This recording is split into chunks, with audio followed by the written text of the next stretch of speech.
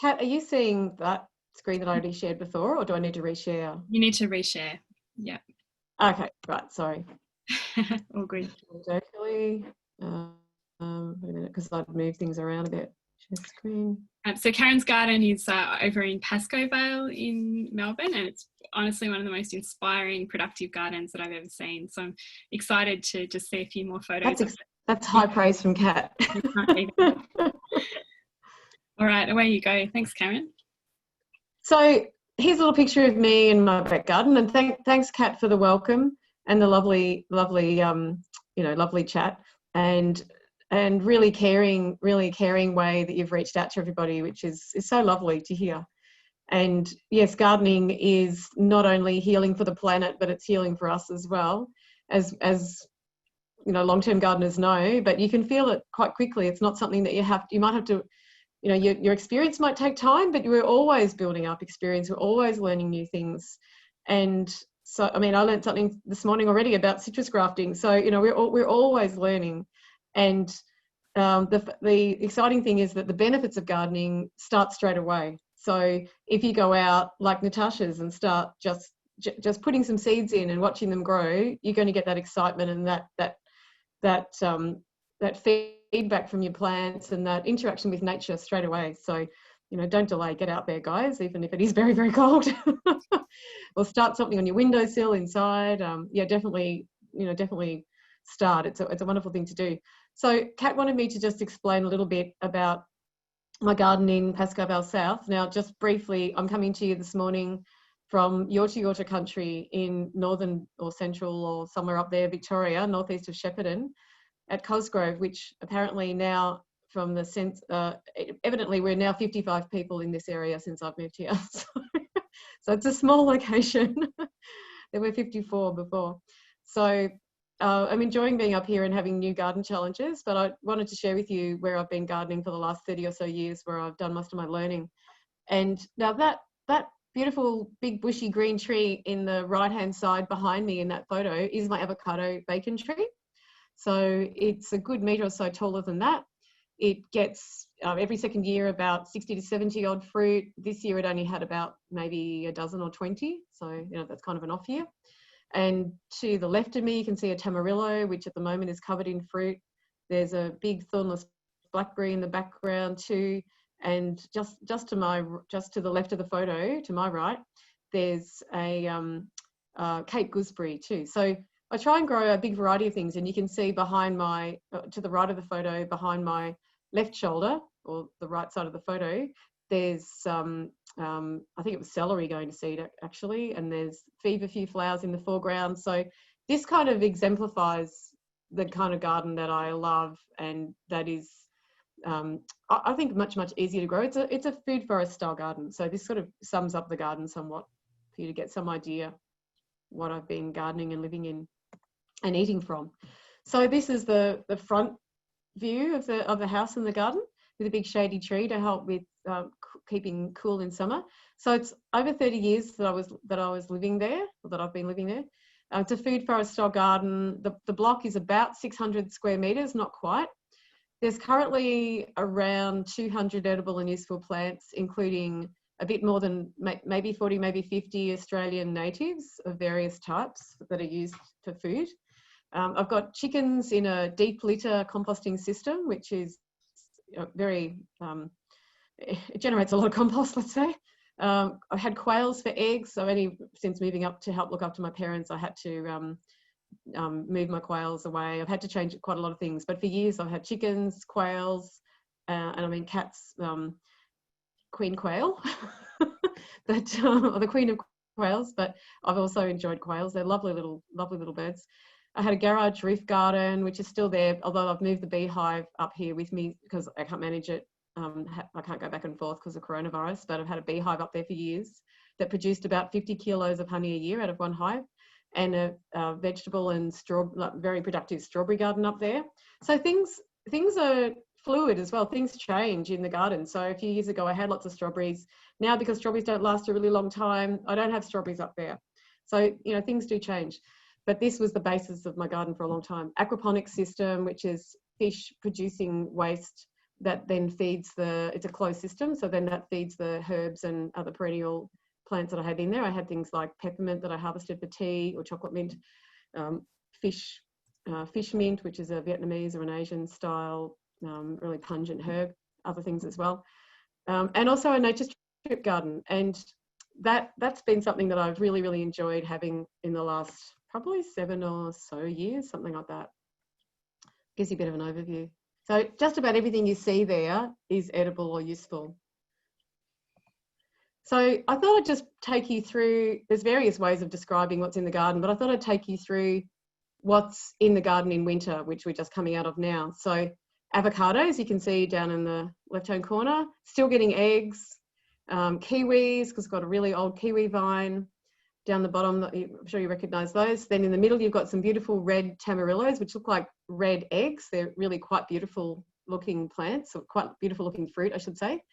They're a bit like a winter tomato in a way. If you've got the picture over the top of it, on the far right, if the pictures of, I mean, everyone's pictures, on the far right, if you move that, there's a green round looking thing, that's a choco, which is like a winter zucchini. And then above that, there's a beautiful little unusually shaped bell pepper, which is something that it's a little mild chili that fruits in winter. And then those brownie looking things at the top are yarkon. And to the left, really unusually this year, because we had such an unusual late summer, or I don't know what you'd call it, very unpredictable weather, the vibagos are meant to fruit in or ripen in summer, but some of them started ripening in winter. I also have had, I didn't have in this photo, but oranges and pepinos. You can see that even winter can be a really productive time in your garden. And this is not counting winter vegetables either, of course. It's just showing you somewhat of what you can have in perennials. And thanks to information from Kat's parents, who I don't know, but Kat passed it on to me, I'm able to grow turmeric because they unlocked the secret of that. Thank you, Kat's parents. So I grow heaps of turmeric now, and I'm able to give it to heaps of people. So spring will be, on the far right-hand side, you see loquats. They're the earliest stone fruit. In the middle, you see raspberries. I also have thornless loganberries and thornless youngberries, which are both incredibly amazing berries. There's alpine strawberries, which are a very small, wild version of strawberries that's native to mainly Europe, I think. I'm not sure about North America. Maybe, yes, I forget. Very flavoursome and very early. And of course, on the left-hand side, you see some of the spring veggies. So the broad beans that we're all looking forward to, and, you know, abundant kale, everything goes mad. Well, you know, and then it's something like the broad bean, sorry, the kale, the silver beet, the celery, the leafy lettuces and parsley all go mad, which is great. In spring, we're really keen to get into those leafy greens and things. And then of course they go to seed and we start them all again. So don't despair if they all suddenly go to seed in spring for you. That's what they're meant to do. And this is a little picture I thought I'd show you of the rooftop garden. So I'm up there, that was a couple of years ago, harvesting strawberries, tomatoes. There was a Cape gooseberry that had self-seeded up there. I'm always on the lookout for something that's self-seeded, a little gift from nature, and a cucumber on that particular day. So summer in the garden generally means, well, did mean that in those few years. Strawberries, thornless blackberries also fruit in summer. I get a good crop of raspberries. They carry over from spring to summer. Get some in autumn as well. Apples, because I've got fairly early apple varieties. Stone fruits, again, the fluidity of the garden. I had a massive apricot that used to give us about up to 1/4 ton of fruit a year, which sounds ridiculous, but it did, because I had I followed a pruning method by another fruit tree guru called Alan Gilbert, so he's worth looking up. And figs, of course, got a dwarf fig. Vibago, as I said before, are really prolific. And of course, all your summer veggies, which you can see underneath the pictures of the people, depending where you've got your pictures. So you've got your climbing beans, your bush beans, you know, zucchini. At that stage, I was harvesting the flowers, and some late artichokes in that colander picture. So, you know, it's the abundance of summer. And autumn, again, like winter, people think, oh, well, what are you going to get in autumn in your garden? But here you can see those green looking things are feijoas, and you can see them on the chopping board in the bottom right picture where there's little long slivers of something with a green side to them. That's the feijoas cut open. Delicious if you haven't tried them already. Persimmons, you can see them cut on the chopping board on the bottom right hand side. pomegranates. There's a little bit at the top of that chopping board. Strawberry grapes, so they're the small, round, very red grapes on the right-hand side of the chopping board. They're special grapes that smell and taste like strawberries. Pistachios, I've got a photo later in the presentation about pistachios. Again, you get some late raspberries and some native finger limes and native midgeonberries and strawberry and yellow cherry guavas. So that's just some typical autumn produce. Did we have, we must have had spring. I feel like I've missed something. Yes, we did. Sorry, it's all right. I'm just having a mental blank. It's very common these days. So I thought I'd just quickly show you the nature strip garden. On the far right-hand side at the top, you can see pistachios.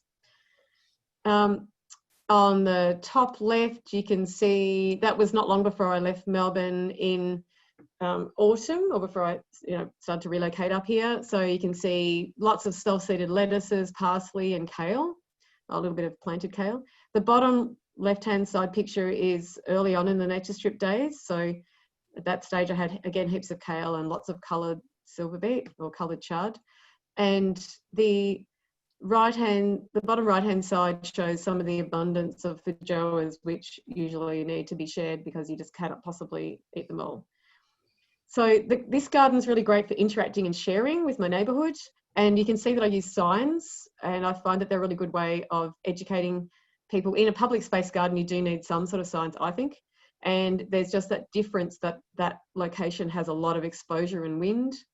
And for that reason, I also tend to grow more in autumn, winter and spring, and I tend to not grow as much in summer because it's really hard to keep things going through summer with a lot of hand watering. And of course, make sure to check with your local council as to what your restrictions are with regard to nature strip gardening if you're all keen to do that. And also check with heavy metals. I do a test through Macquarie, through the Veggie Safe program, Macquarie University. So I hope that didn't take too long, Kat. And that was just a brief overview anyway. And we've already got a few questions coming through. Some of them I think are probably longer topics like avocados, but people are quite keen to know what the secret to growing turmeric is. So maybe you could share that one quickly. Well, courtesy of, as I said, at Kat's parents, the key to turmeric is because we think that we should give plants what they have in the wild, and so in the wild or in their native state, they would be living as understory plants with shade, and that is fine in Sydney and it's fine in Queensland, but the plants don't get enough warmth in Melbourne, so it's just too cold. And so the key to it is to give them the warmth and forget about the fact that they're going to get exposed, and the fact that their leaves go a bit yellow doesn't really matter, because you really need to get the rhizome formation, or the tubers. So I've gone blank as to the correct name today for turmeric.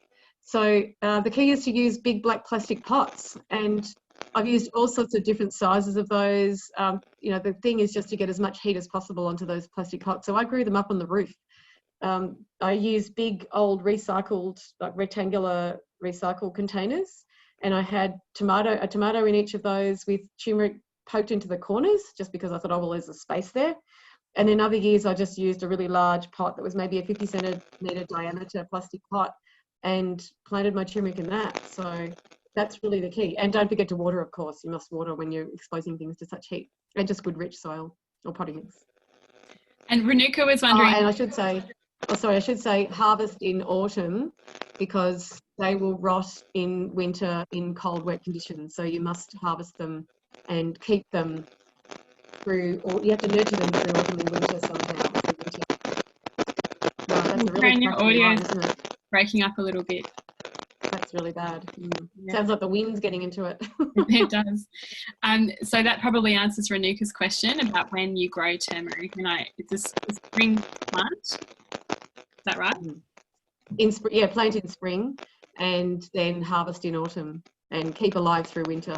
You can also, if you've got quite a lot of it, you can wash it and freeze it and just pop it in the freezer through winter. Wow, that's really bad, isn't it? Do you have headsets, Karen? Can we just mute you and see if you can pop on some headsets? Maybe I'll do. I haven't. It's a new laptop, so I don't know if it's going to work. I'm just going to mute Karen's audio for us.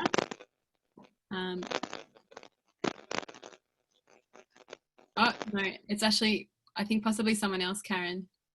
Alita, I've just muted you and it's gone away, so that's good. Okay, so while Karen's away, I might do my presentation and then we'll get on to some of those questions. And Karen, I think we fixed it. It was actually someone else not on mute. But I've muted you. Okay, so I'm going to take you through the plummery with a bit of a quick laid back slideshow, mostly things I took about an hour before we started this morning. And the plummery is in Northcote in Melbourne. It's quite a bit smaller than Karen's garden. It's about 280 square metres, the whole block, which is a 1/14 of an acre. And the area that's currently being cropped is only about 100 square metres, so it's quite small. But we have been producing hundreds of kilos of fruit and vegetables and herbs and eggs for the last couple of years. It got up to, I think it was 428 kilos in 2018, which is the highest it's been. And we know that it can go a lot higher because a lot of our fruit trees are still quite young. So it's just exciting, the potential. And this is not an extraordinary level of production. It's just that we're one of the few households that bothers to measure our production. So just goes to show that the potential of these home food systems. Okay, so obviously this isn't right now, but I wanted to show you what the garden looks like in summer and just give you a sense of the main productive area and the kind of structure and layout of the garden. And you can see in summer it's actually quite, it's a little bit shadier because we've got fruit trees that surround the veggies, and that gives them a little bit of wind protection and some shade as well in the hot afternoons. At the moment, without a professional photographer friend, this is what you'll see. I was a little hesitant to show you this because we're doing some major house repairs. So there's water tanks out of position and a few other random things tucked around, but it'll just give you a sense, I guess, for how the garden opens up.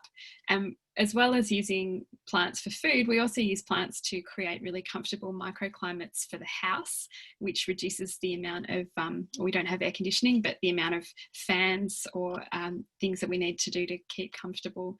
So if I flick back and forward, you'll see the grapevine in the background, which creates this beautiful shaded outdoor space and then also keeps the sun off that northern wall of our house, which of course is really open at the moment, letting in all that lovely winter sunshine when we've got it.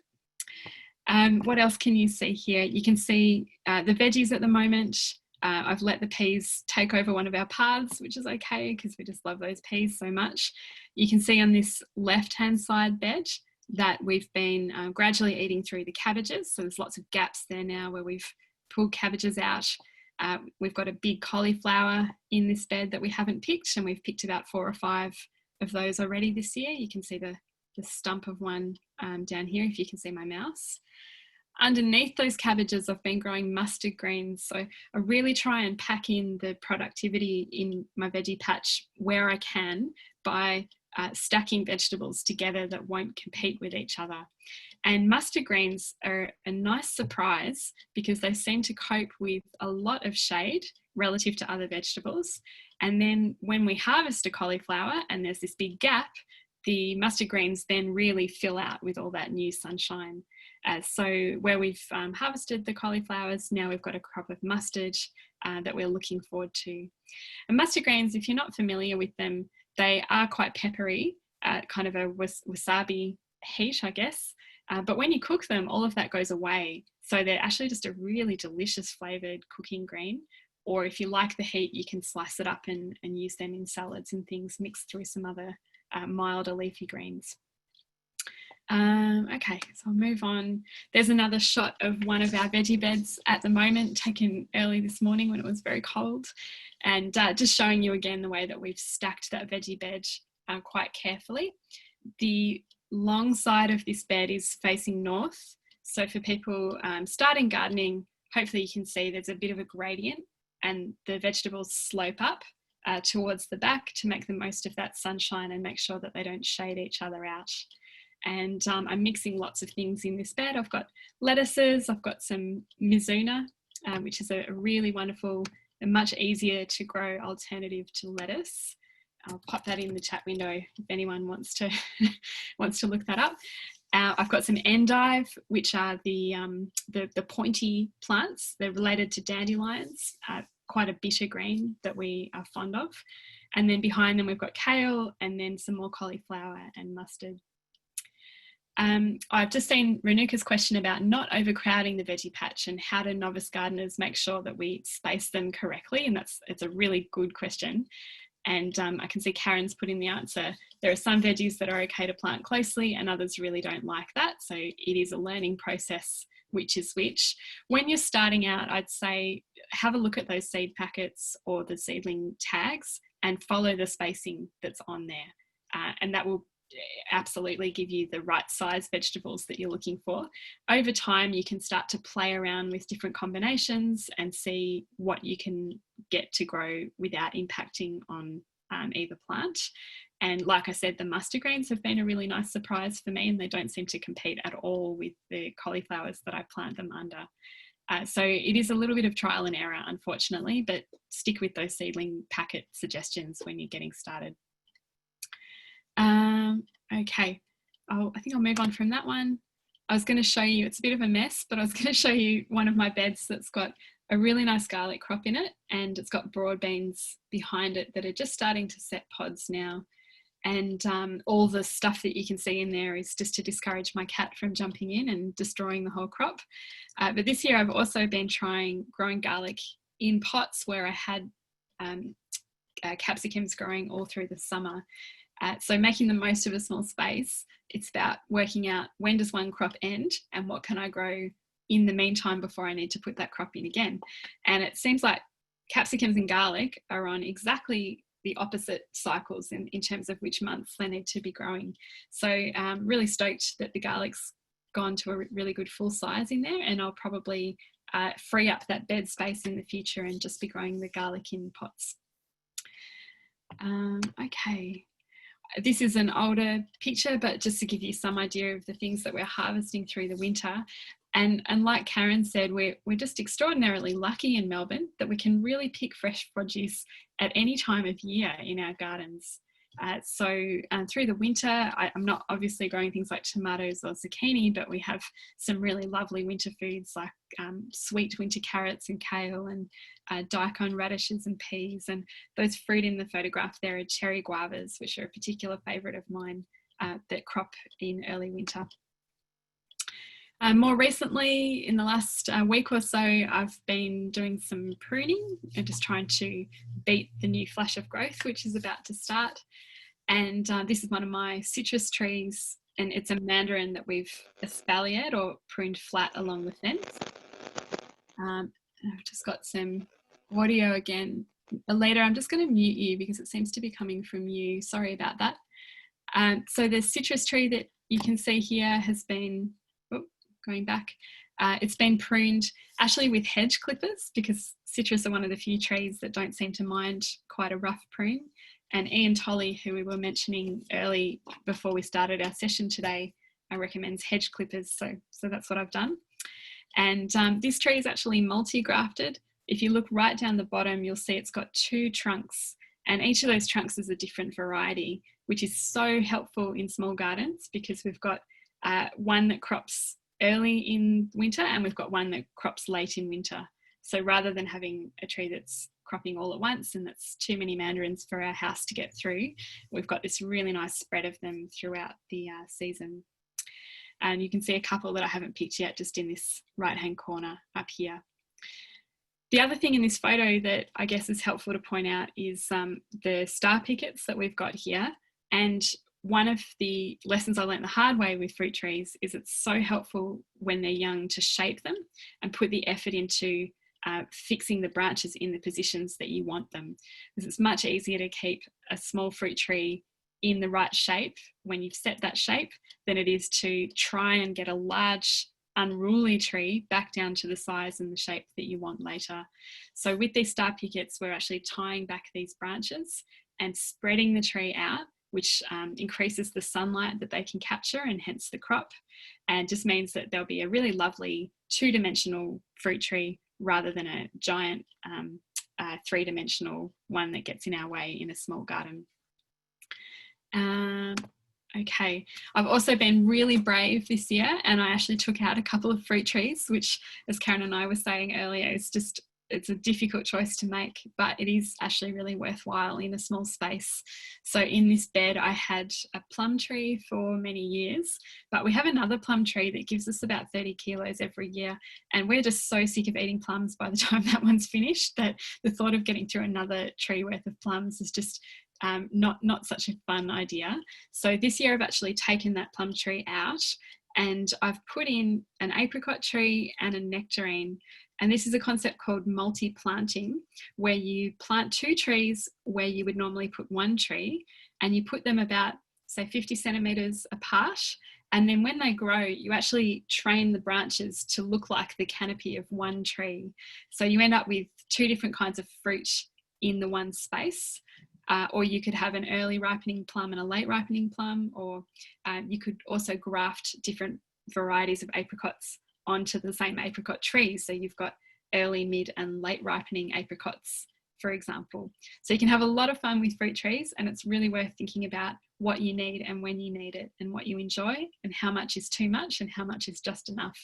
So this is one of the evolutions that we've done in this garden, just to try and match what we actually want in our kitchen at what time of year. And you'll notice I've cut these back quite heavily, which is also very difficult, but I've learned the hard way that trees do need to be cut back when they're planted to help balance the root system that they've lost, some of, and just ensure you get really strong growth when they're getting started.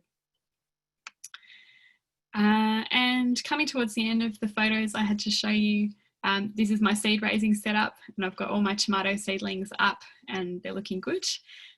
Which is sometimes a surprise for people how early I've planted these.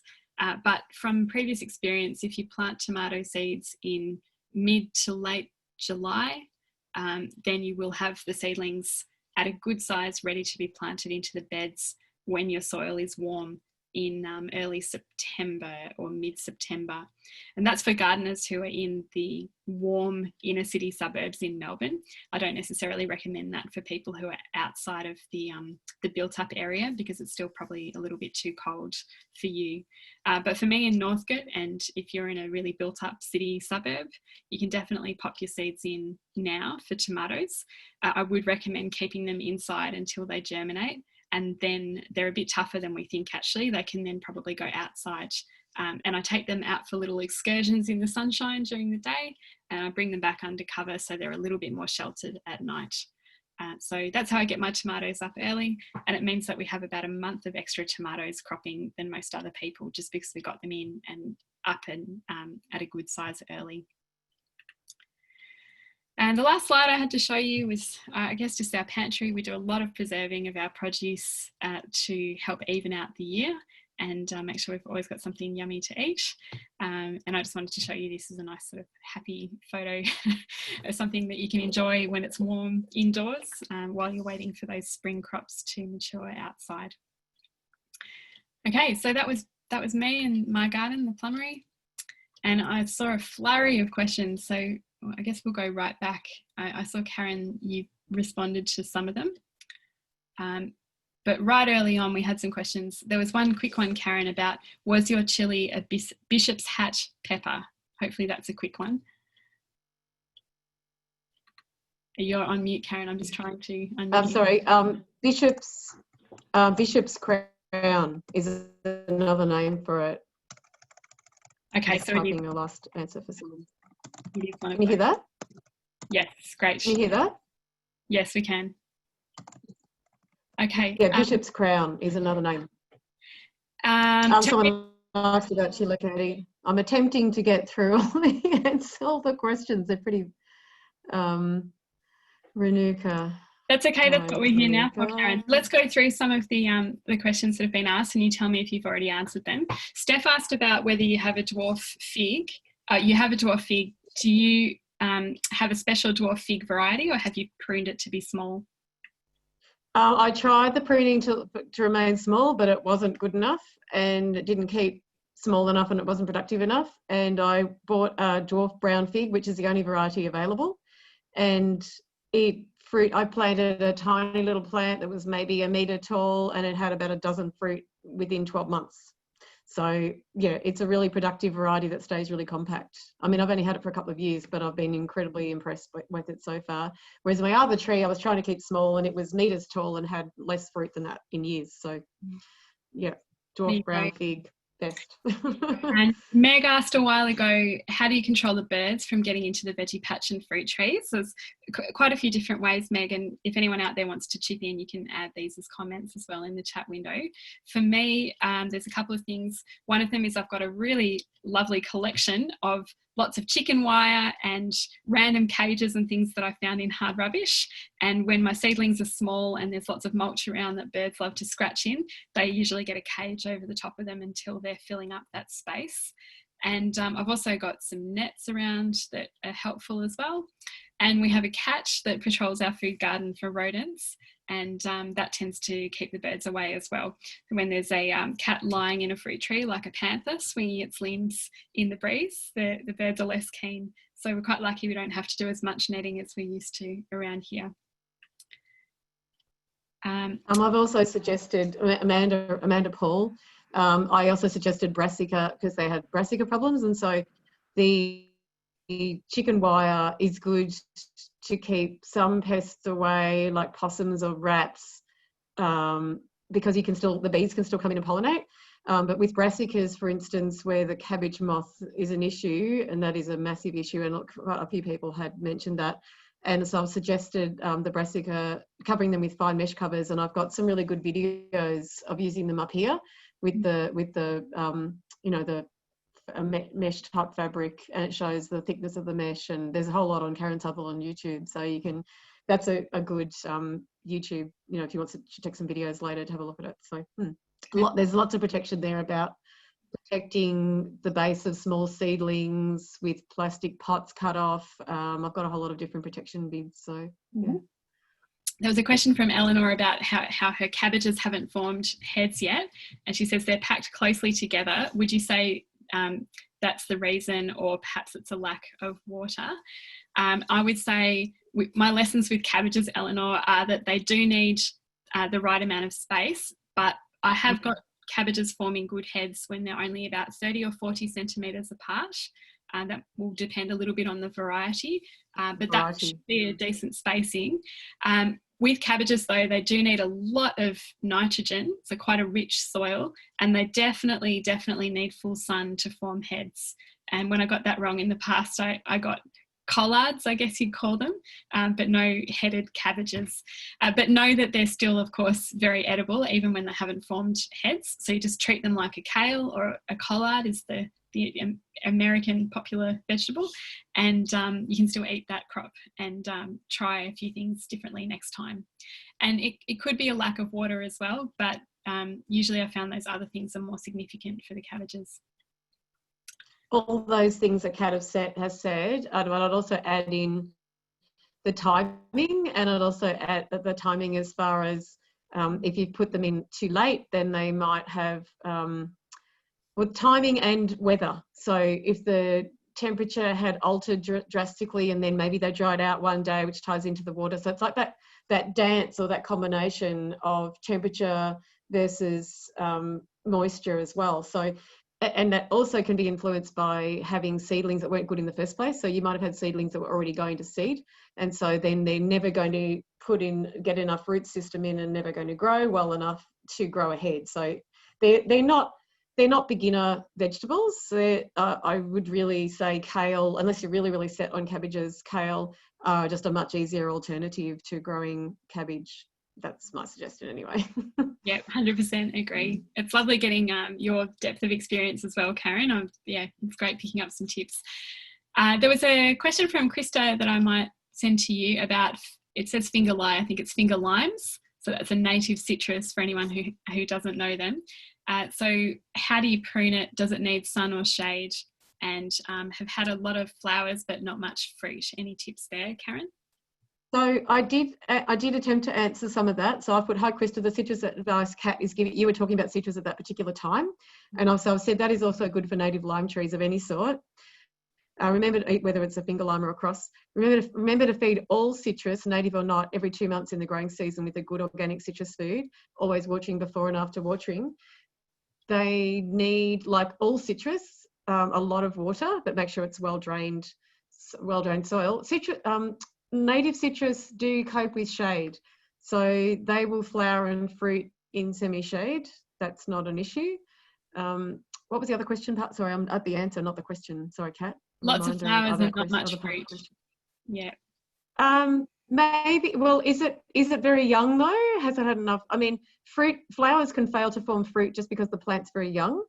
They can also fail to form fruit because the plant got too dry. So at flowering time, and which is fruit set essentially, or just about to be fruit set, if you have a lack of moisture or the wrong nutrients as well, but particularly a lack of moisture, all the flowers will drop and that's it. You won't get any fruit at all. So could be just too young a plant or not consistent enough moisture. Again, go back to your Tolley man's, the general citrus advice in, was it Ian Tolley, did you say? Ian Tolley, that's right. If anyone's joined late, this is Common Tolley, Fruit Citrus by Ian Tolley, and it really is the Bible for growing citrus in Australia. So you can use that information for native citrus as well. Here's a special section on native citrus as well in there for people. Oh, perfect. There's another fruit tree question here. I spray my stone fruit trees with lime sulfur, but I heard that this is not good for apricot trees. Is there an alternative or can I use it? So I answered that with, I've never heard of it being a problem for apricot. And the other thing is that you should always alternate your lime sulfur with copper sprays anyway. So copper hydroxide, I think it is. The organic form of copper spray that you can get from a good organic type nursery, the one that has, good quality products, and just alternate those every year anyway. So each year, so only use your lime sulfur every second year. But I don't understand why that would be wrong for apricot trees. So I also haven't heard that, so it'd be good to know where that source came from. But I don't have a problem with it. Yeah. Did you catch the question from Robin, Karen, about everything I plant takes forever to grow? So what I said was, it's need more information. Do you mean the last few months? Growth is slow at the moment due to cold weather. So again, it can come back to quality of seedlings as well.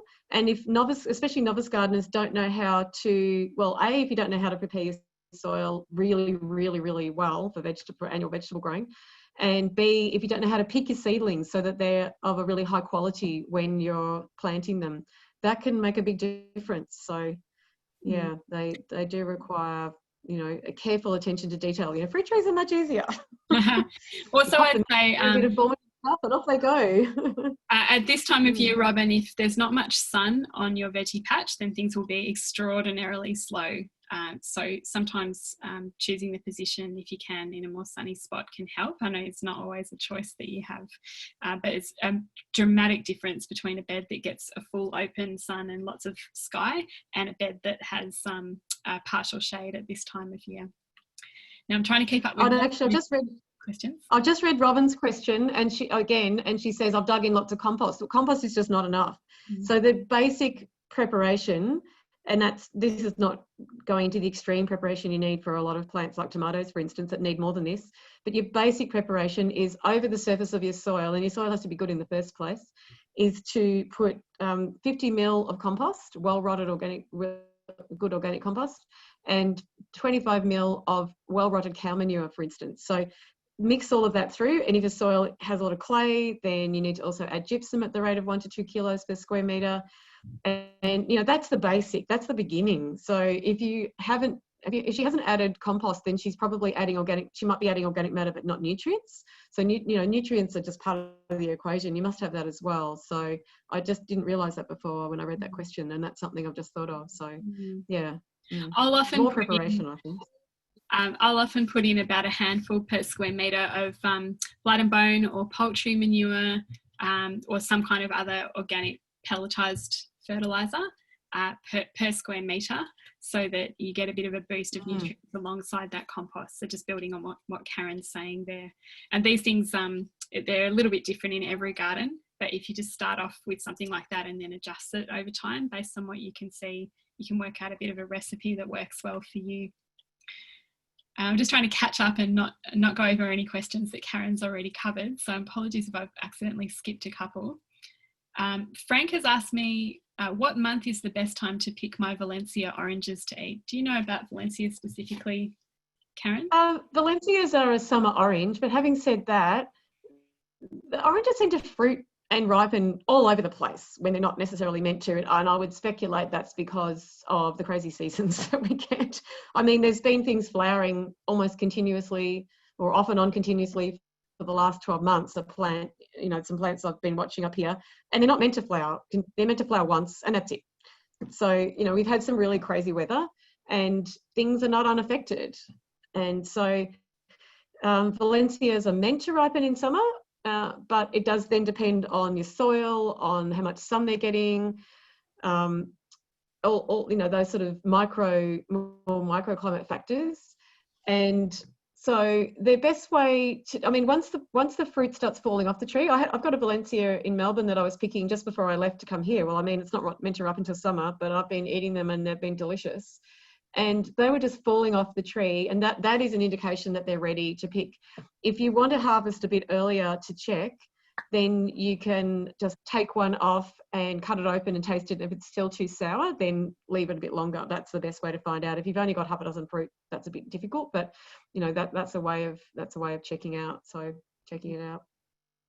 Wow, there's a lot of questions here. No, they're good, but we'll just get through some more, and then if we've missed yours, apologies, and you can pop it back in the chat again. Renuka's asked, how do we keep costs down in a little home garden with some homemade solutions for pests and fertilisers, etc.? There's a lot in there. It's hard to pick and prioritise, Renuka, but it is a great question. I would have thought My Smart Garden would have the resources she needs if she looks through the online information already without us going over that for everybody. I was just going to suggest that we do have a lot of workshops coming up, and we're going to go through things topic by topic. So propagation and then, you know, pest management and so on. So if you are able to tune into those sessions, and we also have them recorded for the ones that we've done since the start of the pandemic on our website. So yeah, it's just so much in there. I don't even really know where to start, unfortunately. But there are low cost solutions. You really don't need to spend very much money at all to do food gardening with those tips and advice. Probably at this time of year, one of the biggest cost savings you can have is growing your own seedlings from seed. And again, we've got that propagation special coming up where we can talk you through how to do that with success, because you don't save money if you buy the seeds and then you don't manage to get them into the seedling form. But yeah, the program is really set up to help you with all of that topic by topic. And we also have a page on our website which has a list of free or very low cost resources for gardeners, especially gardeners in Melbourne's western suburbs. So we've got tips on there on where you can get very cheap horse manure from the Williamstown Pony Club, the beaches that you're allowed to harvest seaweed from without a permit. We've got suggestions on getting free mulch. We've got suggestions on more free gardening tuition through the University of Tasmania, who run some excellent science of gardening courses periodically. So there's a lot on there, and just check out the resources section on the My Smart Garden page for a few tips. Hopefully that's enough, but if you have more specific questions on topics, let us know. Okay, next, Sam said, I've had flowers on my peas since the 8th of August for 2 weeks, but no pods yet. What am I doing wrong? Do you want to take that one, Karen? I said, hi, Sam, too early yet for pods as bees are not very active. I mean, I've only just seen bees active on my broad beans recently. It's just too early yet. They flower before the bees start, that's all. Yeah, I'm just starting to get pods in Northcote, and we might be a little bit warmer than your climate, or definitely a little bit earlier. So they'll be coming, I'm sure. We missed the avocado topic that people were very keen on at the start. So Gisella's just reminded us, what could I do to my avocado leaves so they don't dry out during the winter? I lost one of my small trees because of the cold, and now the same is occurring with another tree. I just answered that one as well, underneath the same one, because I didn't realise it was a tree. So always mulch avocados well, winter and summer. Don't let plants dry out, even if the weather is dry in winter. Make sure to water if needed. Young plants have to have protection for 3 years. I should have said for winter and summer with a shade cloth tent. See my 2 YouTube videos, Karen Sutherland on YouTube, for more detail. Yeah, not a very good picture of a tent, I'd say, but anyway, just, you know. I've had much more of an issue with avocados in summer than in winter, which is interesting because the branches are extremely prone to sunburn, and by the time you realise it's happened, it's too late. And they often rot along that sunburn edge, and that rot is really difficult to correct or deal with. So another tip, you can't really, another tip, if I could add it, is you can actually use, it sounds kind of nasty, but use house paint on the branches and the trunks, any exposed to the sun, to just get them through those particularly early years when they're forming the framework branches that you need to stay nice and healthy. Okay. Yeah, and try using the citrus gall wasp clay spray too. I haven't tried that, but you could try that on a young avocado tree because it's meant to. It's actually ideally, originally developed to protect citrus against sunburn. So it should work for that as citrus as well. Yeah, so that's like a kale and clay spray now that they're selling, isn't it, Karen? Yeah, that's one of the adaptations that farmers are making to deal with the more extreme heat events that we're getting with increased frequency. So you actually have organic farmers out there spraying a clay mist over their orchard to reflect the worst of the radiation. And I guess people have also discovered some benefits for pest management, like the little gall wasp that creates the swellings on citrus trees. So interesting, a couple of extra benefits in there as well. Okay, so Karen, you're beating me to answering things on the chat. So do you want to pick out some that you haven't?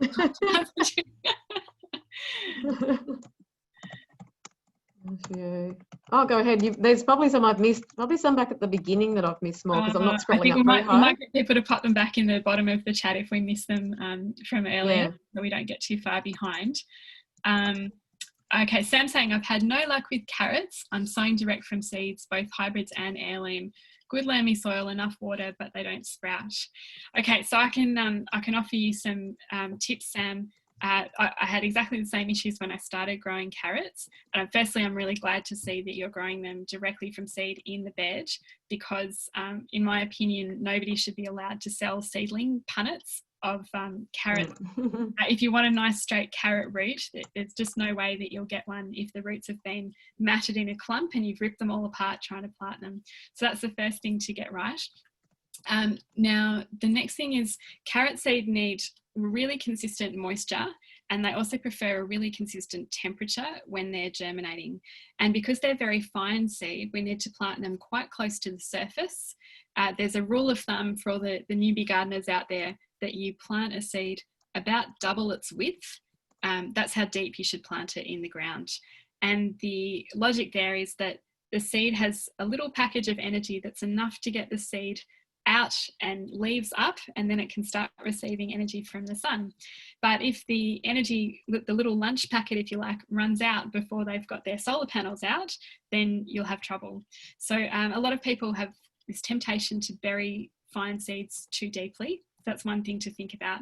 And then the trick to overcome the consistent moisture and temperature is actually putting a blanket, like a woolen blanket, an old one hopefully, over the soil surface, or some people will use a plank of wood, and that just insulates the soil and holds the moisture in while they're germinating. And I prefer the blanket because you can actually water through the blanket without moving the seeds around. And so what you'll do is after about 3 or 4 days, you'll start checking whether they've germinated. And as soon as you start to see the little seeds germinating, then we want to take that blanket off overnight. So we don't want to expose them to lots of sun straight away, give them an evening to acclimatise. And after that, I find that carrots are fairly trouble-free, and you do need to obviously thin them out until you get a good spacing of about 5 centimetres between plants. But yeah, I had terrible trouble with carrots until I started putting a blanket over them, and then I've had pretty consistent results since then. With all small seeds as well, sometimes the germination goes downhill quite rapidly. So that's an instance where having really good fresh seed is useful. And I can see by your comment that you're actually trying lots of different varieties, so that probably isn't the problem. But if you have, anyone out there has old carrot seeds, again, the germination goes right downhill. So make sure you've got nice fresh seeds for carrots, and hopefully you'll have some good results. Now, moving on. Did you catch Barbara's question about broad beans, Karen? I'm in the middle of a long answer to that. Okay, all right. I'll just put it through. Hang on a minute. Okay. Something going on the plant seeds, then there's a second chance. So what I've said is, in future, try pre-sprouting seeds as per my YouTube videos, so you can see what exactly is happening to your seeds.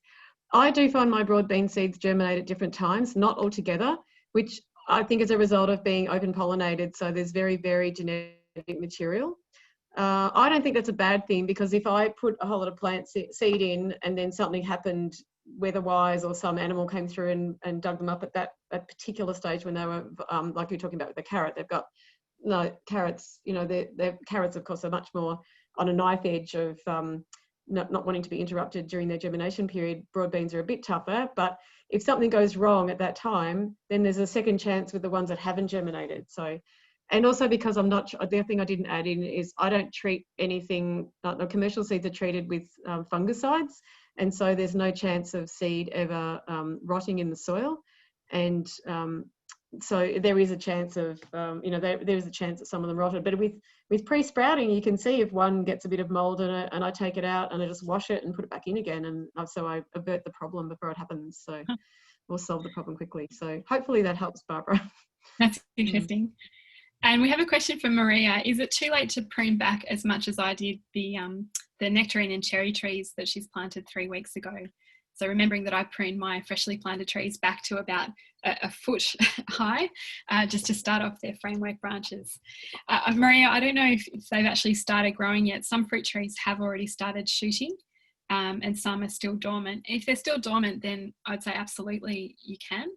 Try and pick a day when it's fine weather and nice and dry, because we don't like to make pruning cuts ideally in wet weather, because it invites fungus to take hold, and that's a little bit tricky at the moment. We're getting a lot of rain. If they've already started shooting, I don't know, Karen, I would give it a go, because it's just such an important first step for young fruit trees. I would definitely still prune. Yeah, it's, you definitely don't delay, just go out and, I mean, they're not going to be doing much in the next couple of days because it's so cold. So no, I would definitely be pruning. You have to, otherwise if you miss, when trees are established, you can miss a year in pruning. But you can't, you know, this is the most important year for them. Or the first 2 or 3 years are the most important with formative pruning. You must prune them. So yeah, definitely prune. It's such a shame, isn't it? Slightly late and not prune. Yeah. I was just reflecting on that, how sad it is that people often buy fruit trees and don't have a lot of experience with pruning. And by the time you realise how important it is to do that formative pruning, your fruit trees have set themselves in a really unhelpful shape. So yeah, if you have just planted some fruit trees, I'd really encourage you to just invest in learning a bit more about what's called formative pruning, what Karen just said, where we're setting the shape of young fruit trees. And if you just invest that time now, rather than realising that you needed to know that in a couple of years' time, you'll save yourself a little bit of pain down the track. Frank just sent me a message. Frank, you're sending me private messages, so if you'd like to send them to the whole group, just change the setting in that chat box. He's just mentioning that he's had carrot seeds on a tape. So you actually buy a carrot seed tape that you can lay out in a little mini trench, and that's a really easy way of getting them spaced and also at the right depth. So thank you for that great tip, Frank. Okay, what else have we got? A link to your YouTube, Karen, if you can paste that in the chat, that would be really helpful, everybody. Do you want me, I'd have to kind of, I can do that, but I just have to shrink, wait a minute. Yep. Hang on a minute. Is that bad to lose the screen? I didn't want to lose the screen. No, it should be fine, Karen, if you just look that up. Okay. Alongside okay. Now, Steph has asked, oh, sorry, I just lost my place. Other than tomatoes, what are you growing at the moment? It's probably a question of what I'm not growing, Steph, in terms of the summer seeds. The things that I'm holding back on are chilies, capsicums, eggplant, basil and cucumber. Those are the summer crops that I found need very warm soil, so I probably won't be planting those until maybe mid-September. Otherwise they might germinate, but they'll just be sluggish and weak if they're waiting for the soil to really warm up before they start to grow strongly. But most other summer crops I've got in, so that means silver beets and lettuce and mizuna and radicchio. I've just planted zucchini seeds. I'm waiting until I've got the beds clear until I put in seeds for beans. Beans are one of the plants that really do benefit from going straight into the ground where you want them to grow, because they have a very fleshy root that can be snapped if you try and transplant them. So I haven't got the beans in yet either. And I obviously haven't got the carrots yet because we're waiting for the beds to be clear before I put them in. Most other summer crops you can pop in now. Okay. There's a question about llama poo from Sharon. I've never worked with llama poo before. I imagine it's similar to goat and sheep poo. I don't know. I should try it because there's a lot of llamas up here because the farmers have llamas with their sheep to protect the sheep. I kept thinking, what are all these llamas doing up here? Everywhere I went, I was like, oh, llama, take a photo. And then I realised, there's just an awful lot of them up here. So I should investigate that. I have to get back to you. Yes. So I'd be guessing if I answered a question about it, but I'm imagining that it's going to be not a particularly rich poo unless the urine is mixed in with it as well. And as with most, well, pretty much all animal manures actually, that you're intending to use in a veggie patch, usually you'd age them, as in let them sit in a pile for a while, or you'd compost them before using them in the veggie bed. If you've got specific questions about how to use those manures, Sharon, just pop them in the chat window and we can have a go. Steph has asked, will there be a pruning lesson coming up? I wish there would be, Steph, but it's really difficult to teach pruning over a Zoom call, unfortunately. But I can recommend some great books for you. And Ashley, there's a book that, a series of books that are PDFs online that I've just recently discovered, and they're from a site called Orchard Manuals. I think it's .com.au, and that's from an ex-Department of Agriculture scientist, and he's talking about how to do highly intensive, small-scale productive orchard systems. So it's written for orchardists, but it actually has just great advice for backyard fruit growers who are working with small spaces. And he's got some excellent advice on pruning different crops in there, like apples and stone fruit. So I'd encourage you to check out them. And then there's another book that I've just recently read on orchards that I love. And it's called The Holistic Orchard by Michael Phillips. Nice name. Yes, I'm popping that in the chat window as well. And I love that book. It is written for North American gardeners, but I think most of it crosses over really nicely, and some good pruning advice in there. And also, again, that shaping advice on how to start off young trees. We do, of course, run pruning workshops regularly, but I don't know if anyone in the program, any council is scheduling them at the moment, just because it's a bit difficult to teach online. Okay, I've lost track again. I have a big garden. Should I still prune, says Natasha. I'd say absolutely. I said yes. Yes. Well, it's a personal choice, but the pruning does give you benefits like encouraging fruiting wood rather than just leafy vegetative growth, and also keeping that fruit at a height where you can net it and you can manage it and you can harvest it safely as well, so you don't need to be up a ladder. So you might do a different type of pruning or a bit less pruning with a large garden, but I would certainly still be doing some pruning. And it's definitely there's very few fruit trees that will still produce fruit without pruning in a healthy manner, because you also have to prune to open them up to help prevent pests and disease problems occurring through just being too thickly grown, the branches being growing too thickly together. So apples, if you don't want to prune, if you want fruit trees and you've got a big garden and you'd like to just let them go wild, then mulberries, apples, trying to think what else. You could probably let avocados, grow, never prune them. But other than that, fruit trees have to be, they've been developed in conjunction with us, and so they're reliant on human interaction. So if you don't prune them, and also there are some super dwarf, there's a peach, these are brand names, Peach Z and Nectar Z, which I think have new names now, super dwarf peach or nectarine varieties from Fleming's, and they don't need any pruning besides a bit of deadwood removal. So if you want something that doesn't need pruning, you could look into those. They're expensive, but they're terrific little plants because they don't need pruning. So Thanks, Karen. And while we're on fruit trees, Maria has asked for any tips on fruit fly. And so I think it's always good to start off by clarifying what we're talking about here, because there's a few flies that people call fruit fly, and so they can sometimes be grouped in together. But the fruit fly that we worry about is the Queensland fruit fly, which is an extreme pest of horticultural industries, and it goes for most of your typical backyard fruits. Apple, pear, it goes for lots of stone fruits, plum, apricot, cherry, nectarine, peach. It will also go for tomatoes and capsicums, unfortunately, as well. And it's a very, very long list, but those are just the kind of major culprits.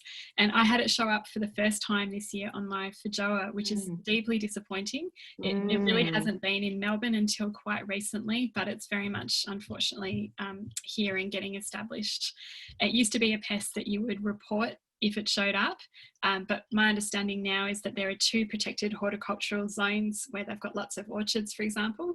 One of them is the Yarra Valley, and the other one it's just slipped my mind, but the state government has more or less given up on keeping it out of Melbourne now, unfortunately. So this is a pest that we're just all going to have to manage in the future. So I guess tips on fruit fly. If you are designing a new garden, have a look at the list of fruit trees that are more resistant to it or don't suffer from fruit fly. And I would definitely be selecting more of those than you might otherwise to cut down on the management that you'll need to do in the future. And then the control for fruit fly is firstly a little bit of biosecurity, which means try not to accidentally bring in fruit fly, which is unfortunately something home gardeners are often really good at doing, because we like to swap and share and be generous with our produce. But just be careful when you receive produce from other people and really inspect it for damage. And if you do find any grubs or anything that you don't recognise in there, make sure it doesn't go into your compost or out into your garden somewhere where it could escape. So you can I guess pasteurize fruit before you compost it, either by microwaving it or putting it in the oven when you've got a roast on, or you could freeze it for a week or so before you pop it in the compost. Just a preventative measure is worth so much more than trying to deal with it once it's already there. But if you do already have fruit fly established in your area, then probably one of the most appropriate methods for home gardeners is a really fine insect scale net that you put over the fruit trees just when they've been pollinated, when they're just starting to form the fruit, because the fruit fly gets in quite early when the fruit is underripe.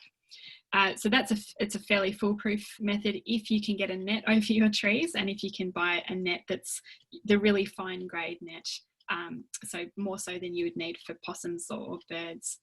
And then the other solution that we could use is baiting. And there's a few different traps out there. The one that I've been told by my friend who's an entomologist is the most effective is a protein bait, which specifically targets the female fruit fly who need to eat some protein before they go and lay lots of eggs that are made of protein. And there is an organic certified fruit fly protein bait that you can access from, if not Victorian nurseries yet, you can buy it online through good gardening stores online. I'm thinking of I don't recommend any of these over the other, but places like Green Harvest in Queensland, I think the Diggers Club, and Karen's probably got her favourite places as well. In Melbourne we've got the Ceres Nursery and Bulleen Art and Garden. Those sorts of places will have it. And I guess final tip from me on fruit fly is if you are in a context where you've got chickens, there's lots of good reasons to have chickens roaming underneath your fruit trees in a kind of contained, managed way. But chickens will clean up any of the fallen fruit, and they'll make sure that the larvae don't get back into the soil, which is where they spend most of winter before they emerge again as adults. So just good hygiene, as we call it, and making sure that you don't let any infested fruit stay on the ground where it can really perpetuate that cycle. Would you like to add anything, Karen? I think the most important things, there's so much with fruit fly. When you can just see in the background book on tomato growing, and with help from your entomologist, our entomologist friend, or more on Angelica Cameron. So I had to make double the space for fruit fly because it was such a big problem. I'm going to find the fruit fly section now. And the things I remember just off the top of my head are don't let your fruit stay on the plant for too long. So pick things quite quickly. Using baits, various baits, using places like Green Harvest online sell exclusion netting, so you can wrap bunches of fruit with exclusion netting to stop the fruit fly getting in the first place. And yeah, so you can see each insect pest had a small amount, but fruit fly had a really big section. So, and definitely picking up anything that falls on the ground. Don't let anything stay on the ground. And one other method, you mentioned heaps of them, but just one other one to add in maybe is solarizing. So you can put the fruit in a plastic bag and just put it in the heat and it seems crazy to freeze them for a week or in the sun for a week, because you think, God, can anything actually survive that? But I guess we're just trying to be really careful. So yeah. And the other thing with tomatoes is that, just one little hint, is that cherry tomatoes are smaller and have thicker skins, and so they are more tolerant to fruit fly. So as we move into a new reality, which could be fruit fly reality, then and we're probably looking at I believe, no, I'm trying to think now, we didn't have it really badly up here for the last 2 years apparently, because we had dry conditions. So because there's been a lot of rain this year, that means we're going to have a bad fruit fly summer this year. I think that's not being an expert on fruit fly. But yeah, you can try cherry varieties of of tomatoes, because they're more tolerant, more resistant to fruit flies. The skin's just too thick for them to lay their eggs into. And what Kat was mentioning about keeping your fruit trees smaller for management, for protecting against bird pests or possum pests or other rodents and things, is doubly important for fruit fly, because you can actually manage the whole tree and not let it get out of hand and not let it spread to your neighbours. So that's all I'd add to that, I think. Yeah. Thanks, Karen. Yes, fingers crossed. And I did give I did give a reference. Bullene's got a lot of good free information on their website too, and I did put a little reference to that as well. So I'll throw that in there. Yes. Oh yeah, Werribee Garden, the Werribee Heritage Orchard is wonderful for learning about fruit tree pruning too. Yes, I would agree with that. I've got a friend that does voluntary work with them, and yeah, they're an amazing bunch of people. So, I'd like to second that, or third that rather, and also mention for people who are on the northern side of Melbourne, the Heritage Fruit Society, which has their base at Petty's Orchard in Templestowe, is like a sister group. And if you haven't come across these groups, they're just phenomenal. It's a group of just passionate gardeners like you and I, and they are safeguarding heritage fruit collections with hundreds and probably thousands of varieties of different apples and peaches and plums. And those varieties are not, many of them aren't commercial varieties for whatever reason, and we will lose them completely if we don't have gardeners and small farmers that are propagating them and sharing them and planting them. And as well as just that heritage that will be important to pass on, is also this prospect of our climate's changing over time and needing to select new varieties that are better suited to the conditions. And this is where they'll come from. This is the source of the genetics that will be bred up into the future commercial varieties that are resistant to extreme heat and storms and floods and whatever else nature throws at us. So they're great groups to just be in touch with. And if you are looking to put in fruit trees, they also propagate and sell very affordable, very high quality young trees with a much wider range of cultivar or variety than you'll get in any nursery. So really do encourage you to make contact with them.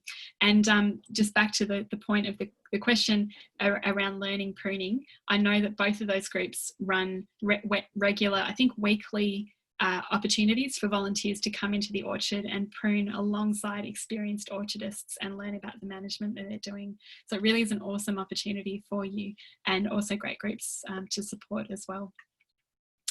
Lisa is asking, is there a wrong and right time to prune lemon trees? And the advice that I've been given by people from those orchards is that usually prune citrus in springtime, and that's so that any new growth doesn't get killed off by a frost event, and not everywhere gets frost events these days, so you'll know if that's you. Generally otherwise, like pruning after harvesting the fruit, if that's in summer, is often a good time to prune most fruit trees. And actually that's an interesting one. If you're not aware of this, you often think about winter as being the main pruning season, but once you've got fruit trees that are the size that you want them to be, you're actually trying to control growth rather than encourage it. And it turns out that pruning them in the warmer months, often when you've just picked the fruit, depending on when they crop, is a much better time to prune, where you won't be encouraging a lot of that vegetative growth that you're actually trying to get rid of when you want to keep them to scale. The citrus, the key to knowing when to prune your citrus usually is you start to see the new growth, which is, like Kat says, in spring, and that might vary according to the area you're in. So you see the new growth and you think, right, I need to start pruning sometime soon. So, and start feeding then as well, because it's going to get hungry. It's going to be hungry already from winter. I'm just putting for Meg the name of that heritage fruit group with Petty's Orchard, and I'll put Petty's Orchard in there as well in Templestowe in the chat window. Okay, so some questions about a rabbit that uses kitty litter. Should I compost the tray, or can it go straight into the garden? Well, firstly, what type of kitty litter are you using, Maria? Because not all of them would be something that I'd like to eventually eat in the soil in my veggie patch. If you've got, I guess the newspaper types would be suitable. Everybody draws their own line about newspaper print. It's really difficult to find out what's in the ink. And so just a little caution there, because we do have vegetable-based inks for most of our major newspapers in Melbourne, but I've had some really terrible examples with the sort of low circulation newspapers where they've been buried in a worm farm for a year without breaking down. And there's got to be something very wrong with newspaper that worms won't eat after a whole year in the worm farm. So I'm a little bit iffy on even the newspaper ones. There are clay-based kitty litters, which I guess would be okay in a compost if they were well distributed and a very small part of the mix. Rabbit manure I'm not worried about, but I would not be using any cat or dog poo in a compost that I would then put on a veggie patch, because there are pathogens that transfer between cats and dogs and humans, and you have to have a really professionally managed compost heap that gets very hot in order to deactivate them. But I'm not worried about rabbit poo. I just should mention that when I'm talking about kitty litter, in case people think that that can transfer to composting cat poo, which would not be recommended. If you do have a cat that uses a litter tray, you could bury that and have an ornamental area, or even maybe a fruit tree, just because there's a huge distance between the poo and the crop. But yeah, keep it away from veggie patches as much as you possibly can. So what I said in answer to that question was, what is the kitty, I asked, what is the kitty litter made of? That was a way back, you might not have said it. If it's bentonite or paper, it'll be fine to spread around or add to the compost, but I didn't add in, I'm hoping that people realise that was with rabbit poo, because they're vegetarian animals, so they don't eat meat, which makes a massive difference. So yeah, and then I've put down the bottom, dog and cat poo have various health concerns, especially if there are pregnant women in the household. I'm not an expert in this field, but I mean, I know that there's a particular disease that can affect pregnant women's babies, I think. I'm not sure if it's the woman or the baby. I think it's the baby, causing blindness, I think. Anyway, but I don't know. I'm not an expert in this field, but caution, like Kat said, would be advised due to the various disease risks. And yeah, they're just a totally different situation. The other thing is, of course, that they're both, dogs and cats are usually wormed, and so then you're adding that vermicide into your garden as well. So yeah, like Kat says, safe to put in an ornamental section of your garden. That's a really good idea. But yeah, you don't want to encourage or discourage worms and add those chemicals to your veggie garden. It's just not a good idea. So yeah. Okay, so I'm just checking the clock, and we've got just under 15 minutes left of question time. So I just want to make sure that we haven't missed any important questions. So if we put a pause on new questions, and if there's a question that we've missed, if you could pop that back in the bottom of the chat window for us, that would be very helpful. It's been tricky to keep up with all of your great questions. And I'll just pick up one from Michael about, does summer pruning mean at the end of summer or after the fruit has been harvested in, say, January for a peach or nectarine? And now there's actually some pruning that you can do in spring after the first big flush of growth has happened, interestingly enough. But generally, you know, it's often easier to prune when you've harvested the fruit. So January for a peach or nectarine would be absolutely fine. And if the crop is still on the tree until quite late in summer, that's also fine. So there is quite a big range, Michael. The key is just taking off that growth, not letting the tree draw all of the nutrients back out of the leaves into its woody structure and roots, in which case you'll then have all that energy that's ready to burst again and create more growth for you next spring. So there's a fairly wide range in there, but January will be absolutely fine for a peach or a nectarine. And it's just getting the fruit off. And the other thing to add in is a little, just like a little additional bit of a point, is that it can be good to look at the structure of the tree in winter, because summer pruning is great for reducing vegetative growth, but it makes it really hard to look at the structure of the plant because you've got all the leaves there. So it's good to have another look in winter. However, the apple and pear family are okay to prune in the middle of winter. They're fine. So you can do that last structural pruning in winter after you've done your summer pruning after fruiting. But be careful about stone fruit in the middle of winter. Try to do it either just when the leaves first drop, so there's some chance that the sap's still flowing. Otherwise, do the last delicate little bit of pruning, because you've already done most of it already at the end of fruiting. Do that, you know, as the buds are starting to get ready to burst, so that you've got less chance of disease getting into fungal disease getting into the trees. So. Just a Thanks, bit of Karen. extra info. Sam's just reminded us about a question. He asked about, the distance between non-companions, for example, tomato and corn, how far away? And a question about rotating the nightshade family, that's the tomato, potato, capsicum family, how far from the previous area. And so, yeah, there's a lot that I've got to say about that, and I love cross-referencing these sorts of things with people like Karen. So just for people who aren't familiar with the basis of that question, there's this whole idea of companion planting, where some plants will benefit each other for various reasons, maybe pest suppression or maybe improving growth or whatever, when they're grown in close proximity. And there's also some reasons why people talk about rotating plant families and not planting those same crops in the same space for years and years in a row. And so the idea is you might have a 3 or 4 year rotation, and we don't plant tomatoes in the same ground that we've had them for another 3 or 4 years. And we also don't plant potatoes or capsicums because they're part of the same family and they share the same pests and use the same nutrients. So I guess, like, my personal experience, which is all I can talk from, is that companion planting is not as big a deal as I first thought it was when I started gardening. And I agree, Kat. Right, okay, awesome. So just to give you an example, one of the big no-nos in companion planting is putting the onion family next to the bean family.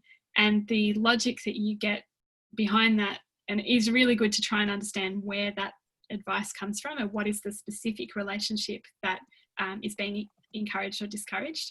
And for this one, they talk about the onion family putting out exudates or chemicals through their root system that then suppress the bacteria that grow in the bean family root system. And if you just think back, if you saw it at the start of the session, I showed you my broad bean and garlic bed, and I've grown those crops right up against each other for many years, and I've never seen any effect that I could describe as an interaction in that way, and both crops grow beautifully. Acknowledging that it's a little bit controversial, and Karen and I obviously agree, but there'll be people that disagree who have got experience as well. I don't really worry about putting them a certain distance apart. I do some rotation in my garden, and the reason that I do that rotation is more because I want to make sure that the nutrients that I'm drawing out of each bed is kind of evened out. So if I grow beetroot in the same bed for 6 years in a row, I'm going to be really draining that soil of all the specific things that beetroot needs. So in theory, I think it's better just to even them out as best as you can so that the soil is drawn from evenly. I have never, so far, I've not had any pest or disease issues that are linked to soil. And I'm keeping my soil really healthy by putting lots of compost in there, lots of organic matter, really looking after that soil. So although I rotate, if I had a really small garden, I would not worry too much about rotation unless it is obviously becoming a problem. And in all my years that I've been teaching about gardening and talking about gardening, I actually haven't had anybody come up to me and say, I can't grow tomatoes anymore in the space that I used to be able to grow tomatoes. So it doesn't mean it's not ever a problem, but I don't think it's anywhere near as big a problem as you can be led to believe by some gardening sources. So yeah, and just to hone in on your specific question, Sam, how far away from the previous area would you rotate? It can be the next bed, like right next to it, for soil-borne pests. If you've got pests that are blown around by the wind or that can fly, you know, that it's a pretty serious distance you'd have to put between them, and probably not practical in the home garden anyway. So I'm hoping that that answers your question and maybe makes life a bit easier for you. I'm also really curious to know if there's other experienced gardeners out there that want to chip into that debate, because it very much is a debate. But I guess, Karen, and my take on it is you don't need to worry as much about those things as maybe you've thought before. Okay, just trying to get through some of these last. Can I add something about about rotation, crop rotation? So crop rotation is also not to avoid just draining the soil of particular nutrients, but it's also to prevent the situation, like the right conditions building up. That, like, if you have a tomato plant in some soil, and you keep growing in that soil every single tomato growing season, like once a year, then you can get certain pests or diseases building up, because that you're continually supplying those pests and diseases with that plant, with the right conditions for the pest or disease. And unfortunately, one of the photos in my tomato book was of the West Brunswick Community Garden, because they did grow tomatoes every year, and now their soil is filled with verticillium wilt. And that's how I got the photo of verticillium wilt, which doesn't kill your tomato plants, but it does make them very sad and way less productive. And the only way they can now get rid of that verticillium wilt out of their soil is to stop growing tomatoes for 3 years, and no one's prepared to do that, or remove all the soil and throw it in landfill and put it back in again. And they're not prepared to do that either. So they have to live with verticillium wilt from now on. And so, yeah, there are a number of diseases. Actually, it was kind of scary writing that tomato book in a way, to learn about more I didn't know about. Yeah, like Kat says, though, generally, if you're keeping your soil really, the average home gardener, if we keep our soil really healthy and use lots of organic matter, we avoid most problems, absolutely. But these are the reasons why commercial agriculture uses so many chemicals, why they use non-heirloom seed, why they grow with well, increasingly genetically modified seed, but also they grow with hybridized seed, not naturally hybridized, but F1 hybrids, because they're resistant to various viruses and diseases. And so that means that, I mean, they're just taking an entirely different path that's not a healthy path for the planet. So, you know, there's too much to go into in a very short time frame with 3 minutes to go. But yeah, the average home gardener can still avoid substantial amounts of problems by keeping the soil healthy and using crop rotation. So I would definitely advise it. And I know it is really hard in small spaces, but some things, again, it's a bit like the crowding issue. Some things are quite happy to be packed in together, others are not. Solanaceae, which is tomatoes, chilies, capsicum, and I know that people sometimes grow the same chili in one spot for 7 years. And I used to originally think, oh, well, I have to dig my perennial bell pepper up and move it around the garden. But for perennial plants, no, you don't have to do that. But if the plant's died of its own accord, or you've taken it out, then yeah, do move that plant, that growing area around the garden. So hopefully that adds something to that conversation. And just a quick follow-up. Oh yeah, so crop rotation from Barbara. Yeah, so 3 or 4 years, 3, 4, 5 or 6. Yeah, you can do minimum 3, and Kat was saying 3 or 4 before, and there are also 5 season rotations, and there's 6 season rotations as well, so there's quite a lot out there. I think if you've got the space, you'd go for a longer rotation, but it's really unachievable in a small garden like mine. So I just do 3, and that's all I can manage, and so far that's been good enough. Now we're just at 2 minutes to 11:30, so I'm happy to stay for a couple more questions just to finish off any loose ends. But I just want to officially draw the session to a close, and thank you all for joining us today. It's really, really important that we have some data and some feedback to support the sessions that we run through My Smart Garden, and to prove to the people that fund the program that this is something that we should keep doing. So I will be sending you all a survey when I'm back at my desk on Monday, and I'd just be so grateful if you could take about 90 seconds, tick a few boxes, fill it in for me, and let us know how you found the session. If you found it helpful, that's really useful for us to hear. If you didn't, or you have some advice on how we could change it in future, that's equally valuable. We'd love to know that, so we can keep responding to your needs through the program. So I just mentioned that. Also mentioned that we've got our e-newsletter. If you found us through some other random channel, we have a newsletter we send out once a month that lets you know when these free events are coming up. We also put competitions in there where you can share some pictures of what you're doing at home. And I want to say you have an exceptionally high chance of getting a prize, much more so than any lottery that you've ever entered before.